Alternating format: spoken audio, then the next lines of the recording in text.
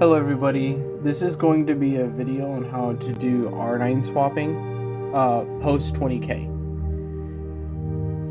What you need to do is you'll start off by going to the student calculator and putting in the like your whatever you would for the amount of students you would have when you are not using R9. Okay, you take that, you're gonna put that in, and then check for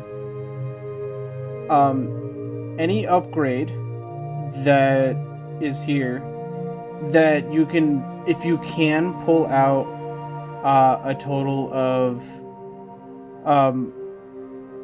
30 students from any of them, just one tap. That's the best. That'll be the most efficient. Well, the second most efficient. If you want to be the most efficient, what you can do is get two different sets of students. One from where you're at with the most students you can put into R9, and then one without the 30 students. But the extra tau you get, or the extra phi you get from like redistributing it all perfectly, isn't going to be that big of a difference than from just pulling them all out from one phi variable while you recover. Because when you're recovering from your prestige, you already have some B. Like, you already have some B that's going to help you recover anyway. So it's not going to matter too much about your phi as you're coming back from a prestige. But it will help you recover from a graduation. Though it won't be that much of it won't be a huge difference. You're not gonna need to do that unless you're trying to fully optimize. Now, what you're gonna do is, once you have your students pulled out, in my case, I have them out of Phi 3. What you'll do normally, well, if you have the original equation, you need to swap it out for the new one. Specifically because what the new equation does is it prevents you from accidentally prestiging too early. So, like, if you hold Excel, what happens when you let go is phi decreases, which makes the growth in dB decrease, which will, if dB is greater than B in the original equation, it will make the formula prestige.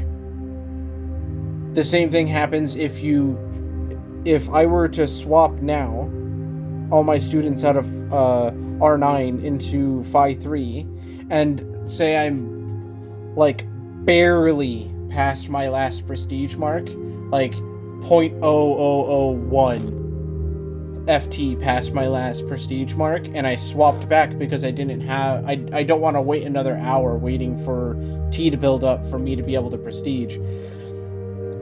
If I did that, it would prestige.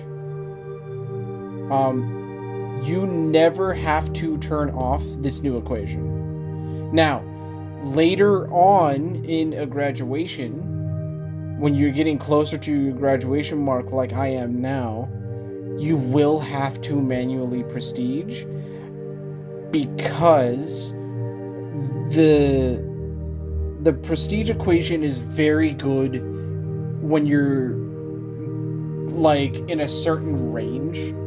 But when you start pushing that, pushing all the way up to the top, for like your graduation, to get to that very top of your graduation mark, it's going to explode where that point is where it wants to prestige. It's gonna make it go really far out. So it's gonna want really, really big numbers, and it won't want to prestige. Now what you'll do is, when you're getting closer to your prestige mark or your graduation point, you're going to, if you don't know where that is, you should use the graduation calculator in the guide, and it will tell you with your phi and tau how far you should be pushing with the amount of students you have, or with the amount of phi and tau you have.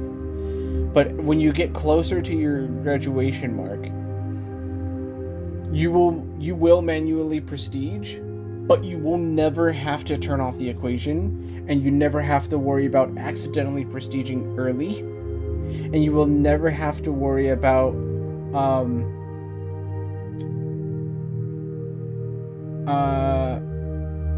under pushing, unless you actually want, or you'll never have to worry about needing to turn off the equation ever, or accidentally leaving it off if you use the old equation. If you use the old equation, you'd have to turn it off because you would prestige too early on accident. So now you don't graduate and then not have your prestige equation up. So it's going to keep that up always. So like you'll never have to worry about that. Now let me explain like what exactly the prestige equation does. The first part here,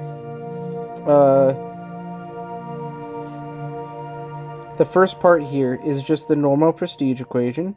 So all the way up until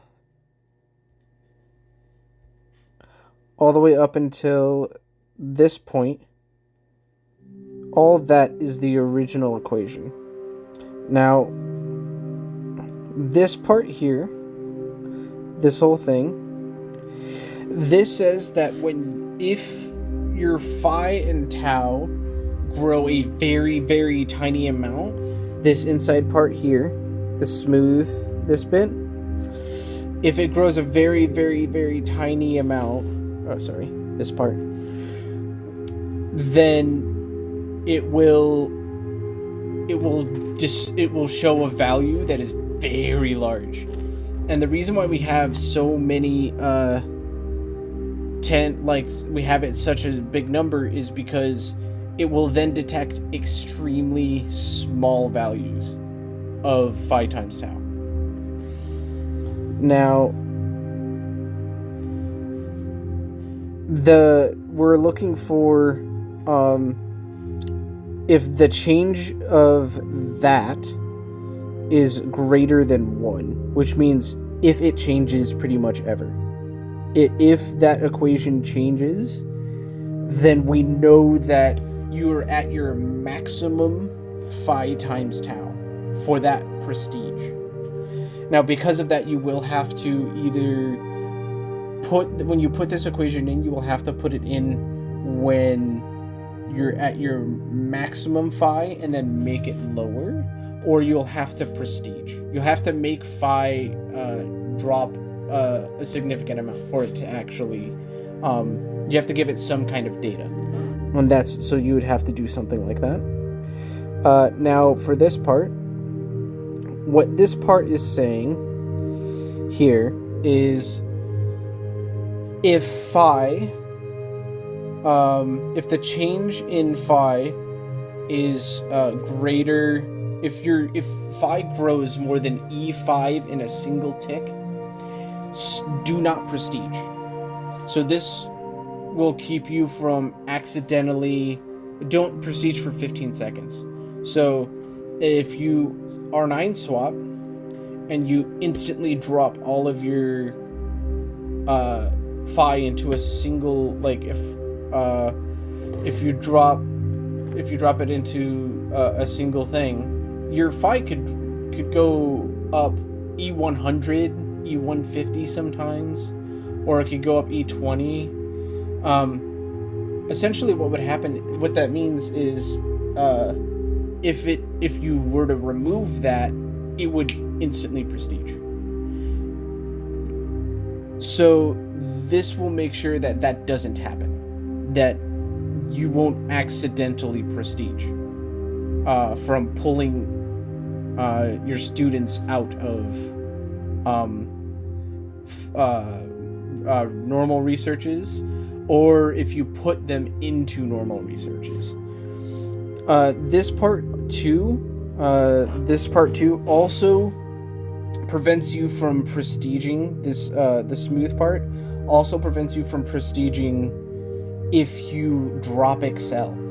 So you can't push with Excel anymore and then let go and it prestige. That won't work. You will not be able to do that anymore. And then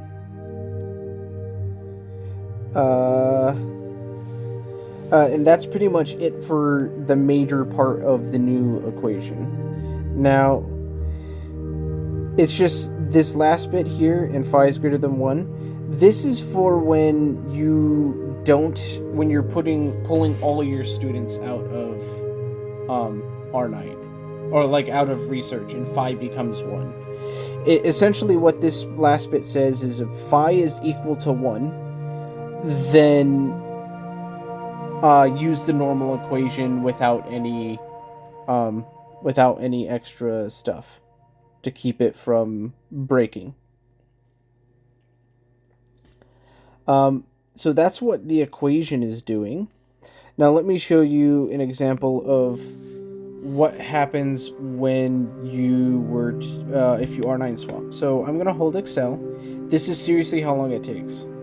You hold Excel, you go back, pull out your students from R9, and I always put it on max cost and just dump them in. Now you'll see it may not prestige. It probably won't, because I'm very close to, I'm pushing a graduation mark right now, so I probably won't prestige. But if I let go, it doesn't prestige. If I were to pull out my students, it will not prestige. And that's pretty much the main bit. And also, another thing to note, if what you can do to help maximize how much T you have, when you get a decent way into your prestige, it doesn't have to be far, but when you're like E1 or like about 150 from your last prestige mark, you can R9 swap for an instant. So like you could go like this, you could be normal, pull out of R9, drop it in, pull it out, and drop it back into R9. Now what that does, that is going to give you a lot of DT. It's going to buy a lot of DT. Just an instant purchase of a bunch of DT. Now when you do that, DT, since you're not going to be touching it for a while, that extra DT, even though it's maybe 100th of your total DT, it'll stack. It'll give you approximately an extra 0.15, which is huge. That later in the game, that could be 2 hours of grinding to get that. So that's massive. So getting that little bit of extra push is always a good idea. Now, I'm not going to be able to have it automatically prestige because I'm much later into a graduation, and the normal prestige equation doesn't really work well this far in. So what I'll end up having to do is I'll have to manually prestige, and I am pretty close to where I want to manually prestige. At this point where I'm at, I can only push about E15, E20 at most. Sometimes if you're pushing really hard, you'll only really be able to push E10 at a time. A good way to check how far you've pushed in a prestige is look at how much mu you have. Your mu is going to be log of your current FT. Or a log of your dmu will be log of your current FT. So it's a good indicator of like how far you've pushed. So like if I'm about 17 higher, EE17 higher than my last prestige, and I think I'll probably prestige now. And so I'll just prestige, and then I'll swap back, and then I'll wait a couple minutes. While we're waiting, you just wait until you get close to your last publish mark, or your last prestige mark, maybe E100 away, and then you would just instantly swap back. You would just do a very fast swap, and that will give you a large bump in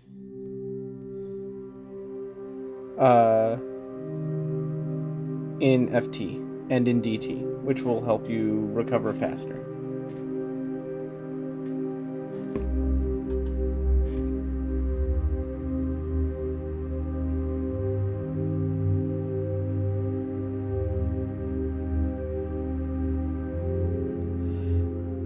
I hope this video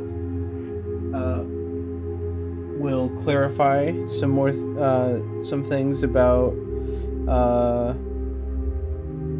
the new prestige equation, because I know there were some questions about it and how it works.